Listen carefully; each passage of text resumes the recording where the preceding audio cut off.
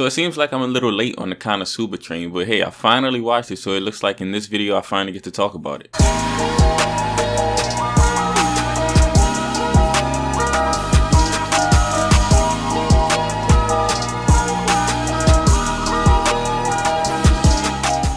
Now, if I had to describe Konosuba to somebody, I would probably say it's a comedy, ecchi, isekai type of show.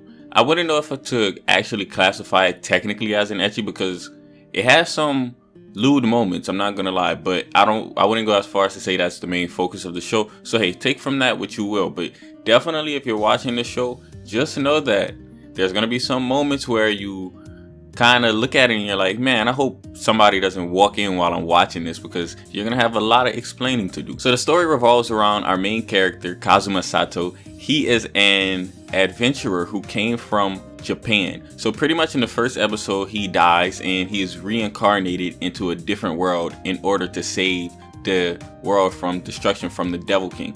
Now, along the way, he meets a lot of people. Mainly, the people who are going to be revolving around him are his party members, and those members include Aqua, the goddess. It includes Darkness, and it also includes Megumin. These characters are very funny.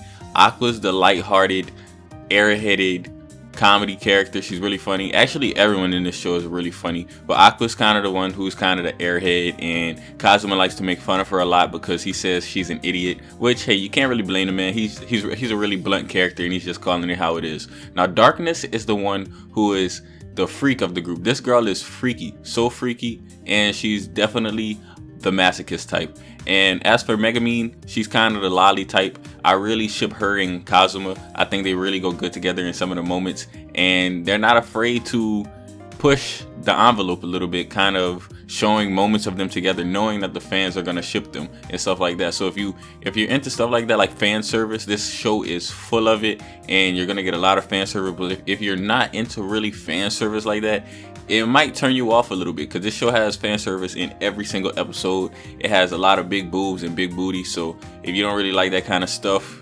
then in your anime, then you might not want to watch this. Probably the group of people that I would be most likely to recommend this to would probably be hardcore otaku, because a lot of the jokes in this series, while they are funny, I find that they're probably more funny to me because I am an otaku and I indulge in all things Japan and all things nerd culture. So the jokes really land with me, but I feel like if a normie were to watch this, they wouldn't understand half of the jokes. Maybe that's going a little too far, but they wouldn't be able to enjoy the show fully because they wouldn't understand some of the jokes. Like some of the terminology used in the show, you would have to be an otaku to actually understand what some of the terminology is. Like, for instance, they call Kazuma a NEET a lot of the time, and for those of you who don't know what a NEET is, you can just look it up because, if you don't even know what a NEET is, some of the jokes are not even going to land to you, you know what I mean? But I must say, for the people who are able to understand the jokes, they are very funny. The jokes mainly focus on making fun of isekai anime and just other anime in general. For example, let's say in an anime, your favorite anime, there's a cool fight scene between an evil villain and the protagonist. So normally there's going to be a lot of dialogue, something along the lines of, I will destroy you, I will make sure on it, for my legacy depends on it. Something like that. I just made that up off the top of my head because I watch so much anime, so I could pretty much tell you exactly how they be in anime. That's exactly how they be. They have that in this anime, but they twist it a little bit. Like the character Megumin, she says stuff like that. She'll just be, in the party, and she'll just say something like, I will end you with my heavy explosion. Fear, bow down before me. Now, obviously she didn't say those exact words. I'm just kind of going off of her personality, and with her personality, that is definitely 100% something that she would say, and then she'll unleash a devastating blast. Now, the party of these characters are very misfit characters. Like I already described them, so you probably already came to the conclusion of that, but they're very misfit. For example, Megumin, after she uses her special blast, she falls asleep and she's pretty much useless. So she has a very powerful spell, but after she uses that, she can't do anything else.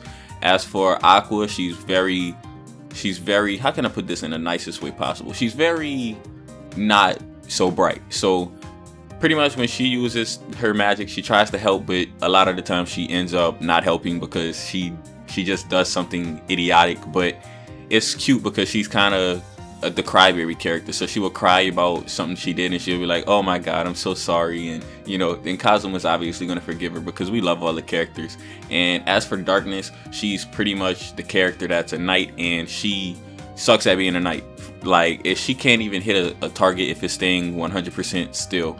But she's super brave, and she has the qualities of a brave knight. Now, my favorite character of the whole series is probably going to have to be Kazuma Sato. He is a certified panty snatcher.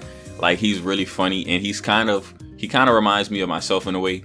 I probably shouldn't have said that because he actually has a lot of bad qualities, but moving on. He has a lot of character growth throughout the show. In the beginning, he was very weak, and throughout going through the world and going on these missions and these quests, he gets leveled up. So it's pretty much like a video game in a way. It's pretty much like when I'm watching it, I see like, hey, this is like kind of video game-esque. Like, the characters level up and they learn spells by leveling up and stuff like that. They learn new attributes, and they also get to pick a class. There's classes such as knights, there's classes such as priests, also merchants, stuff like that. Pretty much, basic video game stuff. So that's why I said, like, if you're an otaku, you're probably gonna like this a lot because it takes from other mediums and it puts it all into one for the enjoyment of an otaku. So overall, I would say you should definitely watch this show if you're into all things, otaku culture, stuff like that.